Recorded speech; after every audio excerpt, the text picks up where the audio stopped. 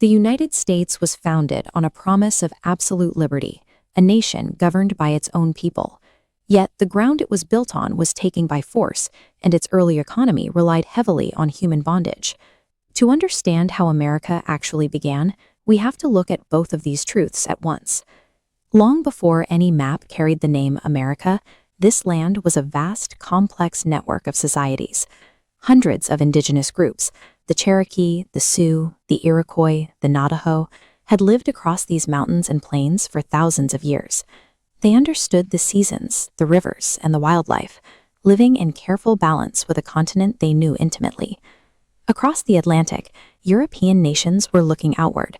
Driven by curiosity and a hunger for new trade routes, explorers began sailing west in the late 1400s. When ships arrived on these shores, they opened a door between two vastly different worlds, and once open, it could not be closed.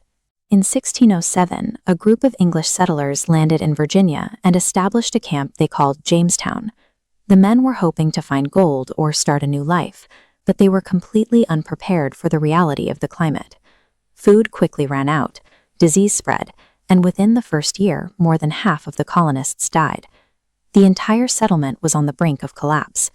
They survived only because local Native Americans stepped in, teaching the starving colonists how to plant indigenous crops and forage in the unfamiliar terrain. But as the English recovered and learned to harvest the land, they began pushing outward. The colonists systematically expanded their borders, violently displacing the very people who had just saved them from starvation. The survival of the early settlers and the destruction of indigenous communities occurred at exactly the same time. The foundation for this new era was built on both resilience and tremendous loss. Over the next century, more ships arrived, and 13 distinct English colonies took root along the eastern coast. People built towns, farms, and local governments where ordinary citizens could vote on community decisions. Separated from England by a massive ocean, the colonists slowly developed a distinct identity. They were beginning to see themselves as Americans. This rapid economic growth relied heavily on a brutal system. Thousands of enslaved Africans were brought across the ocean by force and subjected to generations of permanent, unpaid labor.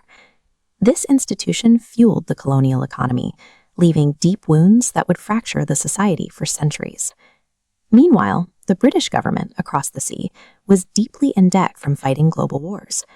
To recover the costs, England decided the American colonies should foot the bill. They began levying heavy taxes on everyday goods imported into the colonies, like paper, glass, and tea. The colonists were outraged. It was the principle of the matter. They had zero representation in the English Parliament passing these laws. They argued that a government across an ocean could not legally extract their wealth if they had no vote in the process. Their demand was clear: no taxation without representation. The resistance escalated. In 1773, a group in Boston boarded English ships in the middle of the night and dumped hundreds of chests of tea into the harbor. This act of sabotage was a direct, highly visible challenge to the king's authority. England retaliated by sending troops and tightening its military grip on the colonies. The argument over taxes had fractured the relationship, turning an economic dispute into a battle over who had the right to govern free people. This document is the Declaration of Independence. Written in 1776, it formally severed ties with England and outlined a radical vision.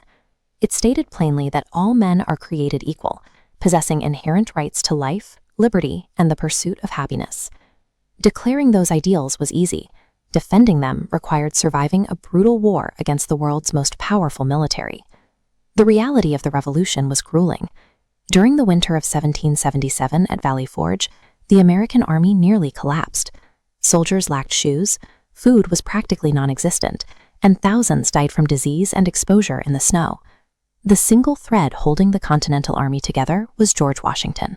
He suffered defeat after defeat, but he stayed in the camps, enduring the same bitter cold as his men. His physical presence and refusal to quit kept the fractured army from disintegrating entirely.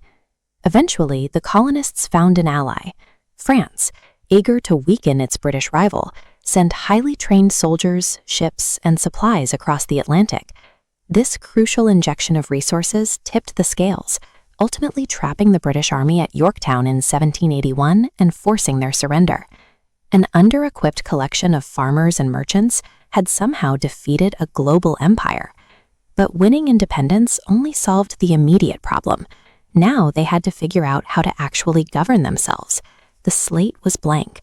The 13 colonies were free, but deeply divided and financially ruined. They needed a functional, unified system of laws, and they had to build it entirely from scratch, explicitly rejecting the concept of a monarchy. This is the original text of the United States Constitution. In 1787, leaders gathered in Philadelphia for months of intense debate. The result was this permanent legal framework. The document outlines a mechanical solution to prevent anyone from acting like a king. It was designed by men who were brilliant, yet deeply flawed by compromises on human rights. It divides federal authority into 3 separate branches: legislative, executive, and judicial, creating a system of checks and balances where each branch limits the others. When it came time to select the first executive leader, George Washington was chosen unanimously. He took office in 1789, not because he aggressively sought the presidency, but because the public trusted his character. After serving 2 terms, Washington did something highly unusual for a military leader in power. He walked away. By voluntarily stepping down and returning to private life, he proved that the office was temporary and belonged to the people, setting a standard for peaceful democratic transition that continues today. The United States was the first nation constructed entirely around a political concept, rather than a shared bloodline or ancient monarch. Its history is a complex blueprint of immense courage, operating right alongside terrible injustice. Understanding America requires honestly facing those dark contradictions, while recognizing the enduring power of its founding ideals.